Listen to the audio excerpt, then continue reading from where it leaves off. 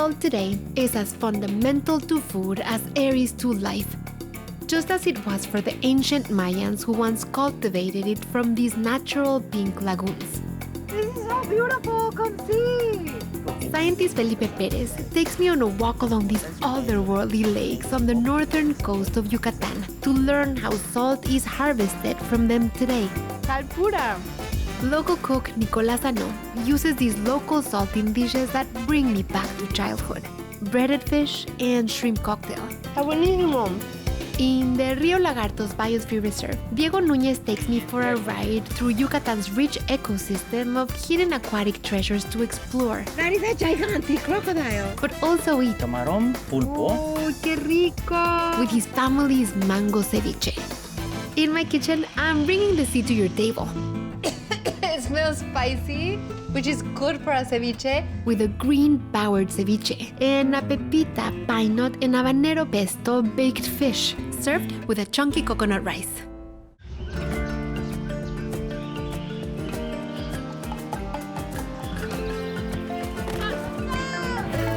¡Está buenísimo!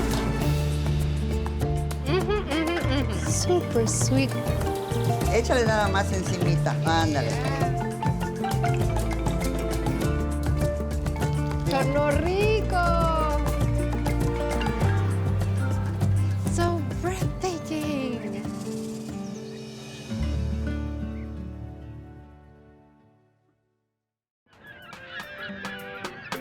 The northern coast of Yucatan is known for its vibrant turquoise waters. But if you visit the seaside town of Las Coloradas, you'll notice a series of mysterious lagoons more pink than lemonade.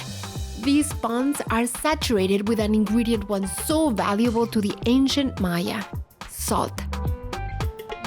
Felipe Perez is an industrial chemist for Salsol, the company that controls these salt licks. ¿Qué hace única la sal de Yucatán? ¿Qué es la diferencia de otras sales del mundo? Y en cuanto a sabor, en cuanto a textura. Tiene un sabor único. Entonces no necesitas poner tanta sal en tu comida para tener el sabor que quieres. ¿Qué es lo que le da este color rosa tan bello? Este color rosa se debe a un organismo. Es un microorganismo, es una bacteria roja, halofílica. Halophiles are microorganisms that thrive in high salt concentrations and assist with the formation and quality of salt crystals. Y es una bacteria benéfica. No necesariamente, porque esa se elimina después del proceso. En el lavado y en el escurrimiento se va la bacteria roja. The process takes about 10 months to go from seawater to table salt. Water flows from the ocean into these shallow ponds, and the sun evaporates the water, leaving behind salt crystals. Y empieza a formarse el primer cristal, que se forma en la superficie y luego se va al fondo y ahí crecen los cristales. Entonces, si me asomo aquí, ahí se ve la capa de cristal. Ahí se ve la sal en el fondo. You can actually see the salt that I'm going to put in my ceviche.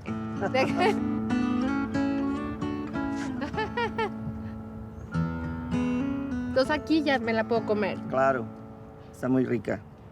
Mira los cristales. Sal pura. Está súper crujiente. Sí. Uy, se me antojó una fruta así como un mango. O un cevichito. O un pescado empanizado. También. ¿Me llevo la sal? Claro. ¿Para la cocina? Sí. As you can imagine, Las Coloradas is also famous for its incredible seafood. Local cook Nicolás Ano, known as Lassie, is cooking up a fresh catch of breaded snook and shrimp cocktail. Of course, topped with fresh Yucatan salt. Este se llama martajada, que se usa en industria química y también como sal de cocina. No es muy común, pero sí en algunas zonas del país o del mundo se prefiere utilizar este tamaño de grano para cocinar. ¿Y luego esa? Luego viene esta, que es una molida gruesa. Es como la sal de mesa, pero con un poquito más de grosor. Y esta es la sal Esta fina. es la sal molida fina, que es la que tenemos como sal de mesa, la que está en los saleros, en nuestra cocina o en un restaurante. ¿Y varía mucho el sabor o es solo...? El sabor es el mismo. Ya. Hay una sensación de sabor. Mientras más pequeño es el cristal, se siente más salado. Yo no sabía que entre más delgadita sabe más salado. ¿Por qué? Porque absorbe más en la lengua, en las papilas gustativas, está más fino, entonces es más fácil de detectar el sabor cuando está más molida. ¡Uy, qué rica comida viene! ¡Qué rico! ¿Qué vamos a comer? Pescado empanizado. Ahí es ceviche de camarón. Ceviche. Bueno, pues provecho. Gracias. Voy a empezar con el ceviche, ¿verdad? Sí, claro.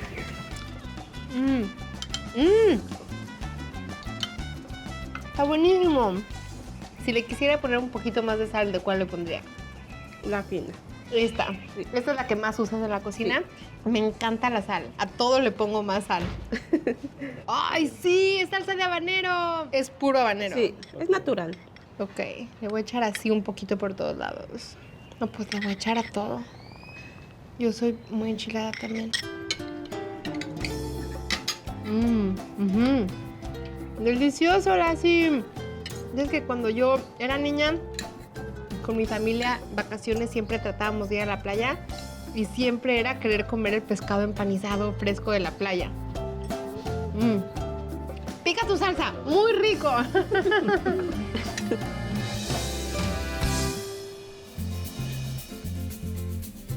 I'm gonna start to make my chunky pepita and coconut rice. And to get it started, I'm gonna turn on my pan over medium heat, and then I'm gonna add a few tablespoons of oil, half a cup of onion, and a full cup of coconut flakes, unsweetened. And I'm gonna mix them in here, and I want the onion to soften as the coconut flakes begin to toast. And I don't wanna stop until the color of the coconut transforms to being browned. So this is gonna take a few minutes. I'm using basmati rice. It's very aromatic and flowery and fragrant. So now that they've browned, I'm adding 3 cups of coconut water, a half a cup of cream of coconut. It's sticky, it's tropical, it's sweet. And then I'm adding half a teaspoon of salt. And I'm just waiting for this coconut broth really to come to a strong simmer. So once your liquid starts simmering and it starts getting to a boil, that's when it's telling you, okay, give me the rice. So here goes. 2 cups. We give it a stir. This smells so good. I want to see it simmer one more time before I cover it, and it's about to get there. Okay, there it is, simmering. Reducing the heat to the lowest possible heat, and then you just wait anywhere from 12 to 15 minutes. Meanwhile, I'm gonna make a pepita, pine nut, and habanero pesto. So you're gonna come with me to get my own basil and cilantro that I've been growing in my house.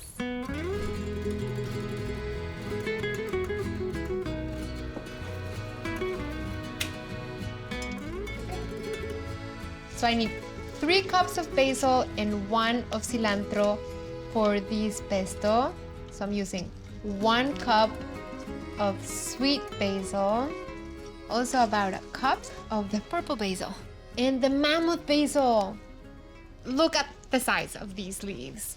This is insane. I'm adding about a cup of cilantro and 1 habanero.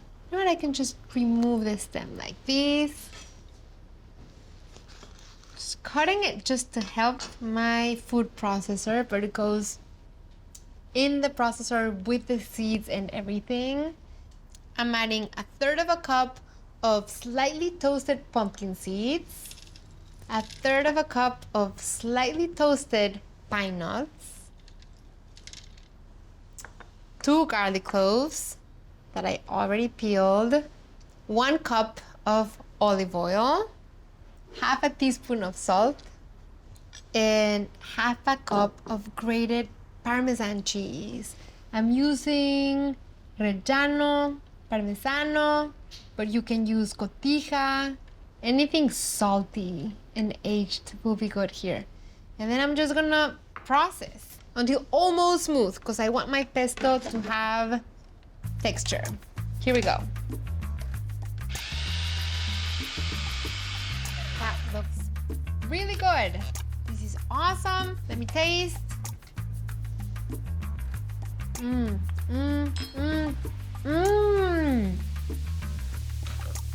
This is so good.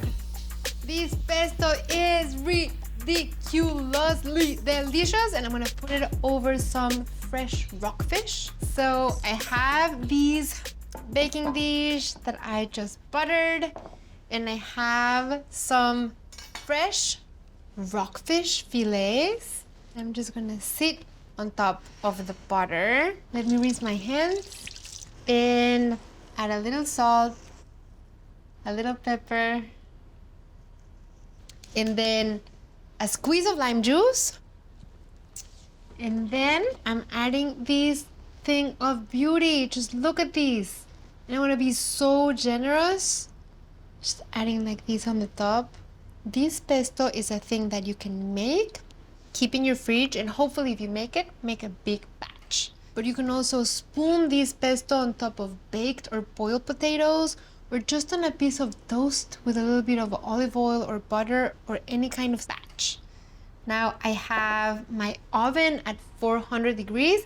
I'm gonna put my fish in there, and it's gonna cook anywhere from 10 to 15 minutes, and depending on the thickness of the fish, how long it's gonna be, but you know the fish is ready when you insert the fork and the fish is flaky. Okay, the rice is ready. It smells so good. It looks so beautiful. And you can see how the grains separate from one another. And wait, let me taste it.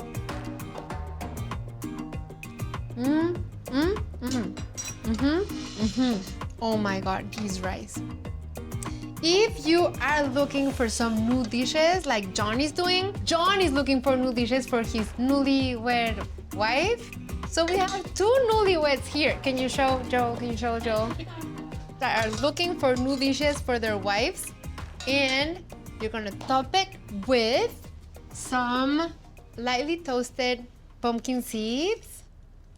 How beautiful this is. My fish covered in pesto is ready. Yum.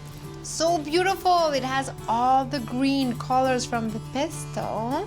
Oh my God, this rice. I'm smelling the habanero and the herbs and the coconut. I'm gonna start with the rice because the fish is so hot.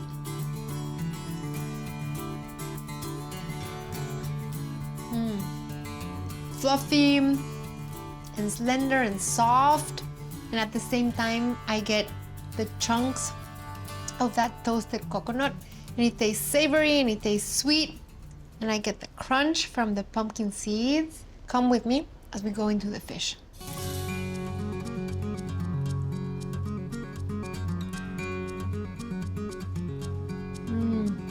It is super herby packed because of all that basil and cilantro, and I taste the pepitas and the pine nuts that are nutty but sweet, and it's not spicy at all even though it has the habanero. Now let's combine it. Fish and rice. These will be wow. Separate, incredible. Together, beyond.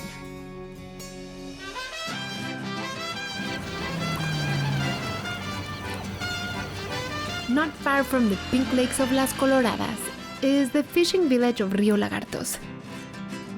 The town itself is surrounded by the Rio Lagartos Biosphere Reserve, a protected reserve of diverse ecosystems, mangroves, and wetlands, and dangers if you don't have the right navigator. That is a gigantic crocodile. Ya lo espantamos.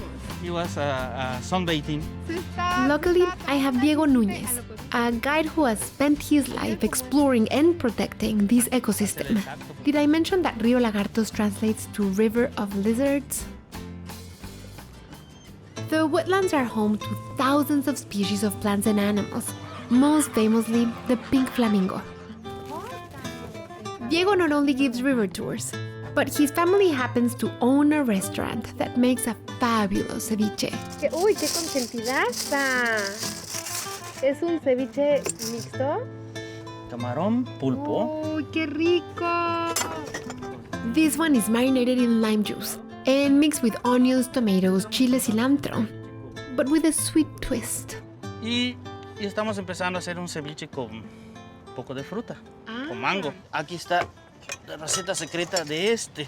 ¿Qué tiene? Oliva de habanero. Uy, sí. Pero no es muy picante, es sabor. Le voy a echar un poquito nomás para que Sí. sientas. A ver, ponle tantito aquí para que pruebe el aceite solito en este camarón. A ver. Ok. No, esto sí picó. ¡Ay, sí picó! Sí pica, sí pica. Me picó retrasado. Sí, pero rico. Así lo comemos aquí. Sí.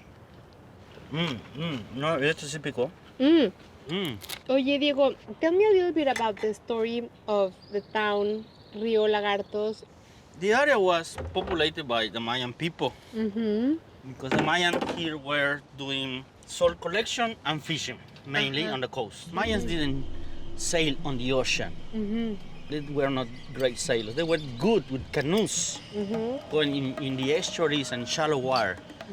Actually, one of my nicknames is Mr. Shallow Water. A friend, a fisherman. I do sport fishing. Say, how you pass over that shallow water? They gave my nickname, Mr. Shallow Water. So this is a complete mix of salted water and natural spring water that comes from the underground. From all of the hundreds or thousands of cenotes that connect under the Yucatan. Then the hydrology for the Yucatan is really complex underground, caves and rivers and everything. And then all ends up onto the ocean because the biodiversity helps us always. If we don't understand that, we're still cutting trees and killing birds or animals. We're going to end up with them and then they are not going to go back. The first I always think is that I don't want one of my grandchilds to ask me, hey, Grandpa, where are the flamingos? You talk much about it. They are left. No anymore. I don't want to hear that. And so you have a restaurant that your parents started, but now you've also become like the tour man, the Rio Lagartos. My family, with my wife, we are the first that start with ecotourism. So you do ecotourism and you come from a family of cooks and you have a restaurant. What do you enjoy more now? Making these delicious ceviches and food or taking people around? Both. Both. Qué rico. Gracias.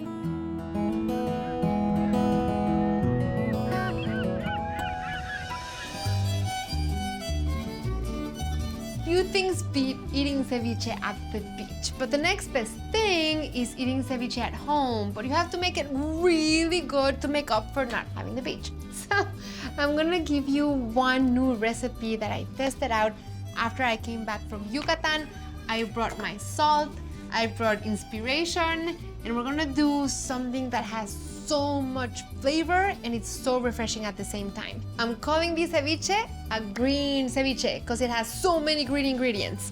So first, a green habanero, and I have my preheated comal right here over medium heat, and then 2 garlic cloves with the skin on, and half of a red onion. I'm gonna cut the onion into quarters so that I can help it char faster. As my ingredients start transforming, their sugars come to the surface, the flavor intensifies, really charring makes the best of them come out. So I have a nice fillet of grouper. You can use any fresh, mild fish that you can get your hands on. Don't use frozen fish for ceviche. So I'm gonna cut the fish into small dice. And I already asked my fishmonger to remove the skin and the bones. Need to flip these as they toast. These go so fast. You want to make sure the ingredients transform, but you don't want them to burn. And I'm gonna now put together the marinade. I'm gonna add in here 1.5 cups of bitter orange juice that I already squeezed. I'm gonna put in here the bitter orange, which is a signature ingredient of the Yucatan. It's a beautiful, gorgeous ingredient that's incredibly fragrant and aromatic, and that has a deep sour taste. And if you can't find it, you can substitute it by doing equal parts orange, lime, lemon, and a splash of white vinegar.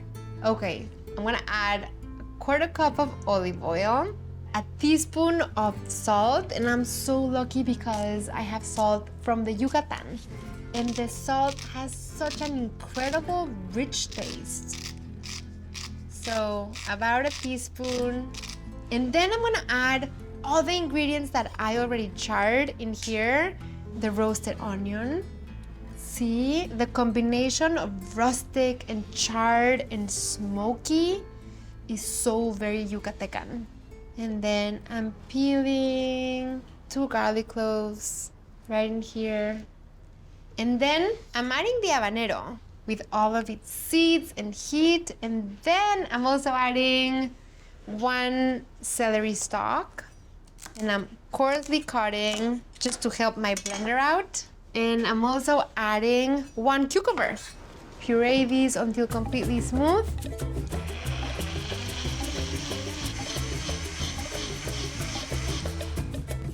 Look at these beautiful minty pistachio green color. It smells spicy, which is good for a ceviche, but it also smells so sweet and fresh. Let me taste. Yum. It is so good, it is so fresh, it is so incredibly packed with flavor. I'm gonna pour all over my fresh fish. I'm gonna completely cover, and then I'm just gonna make sure that it's all covered. Now, we have the raw fish that is going to cold cook in the citrus. We wanna let this sit for at least, 5 to 10 minutes. And as it sits, I'm gonna prepare some other ingredients that are gonna go in here that are gonna be crunchy. So I'm adding 1 celery stalk. And then I'm gonna add 1 cucumber. So you're getting the same ingredients in pureed form and in crunchy bite form. And then I'm gonna add apple. And the apple is gonna give it a delicious tart crunch. And then as I continue chopping my apple, I'm gonna add 1/2 cup of pumpkin seeds so that they can toast a little. And to add more green, I'm gonna add avocado. Because what is ceviche without avocado? Not a ceviche. Beautiful. Okay, cutting the avocado into small dice too. So you can see the colors start to change. And they start getting a little bit brown. And these are ready.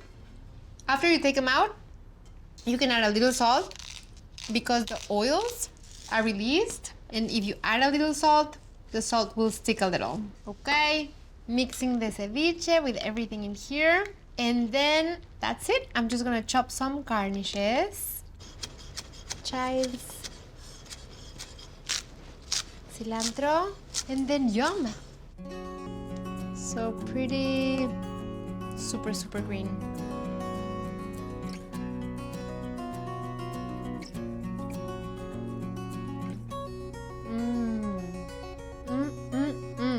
It's definitely spicy, very citrusy. The marinade is delightful because it's kind of silky and thick. And then you get the crunch. You get the toasty crunch from the pumpkin seeds, which is also like a dry crunch. But then you get the wet crunch from the cucumbers and the apple, which are also sweet and tart. Now we're going in with the chip.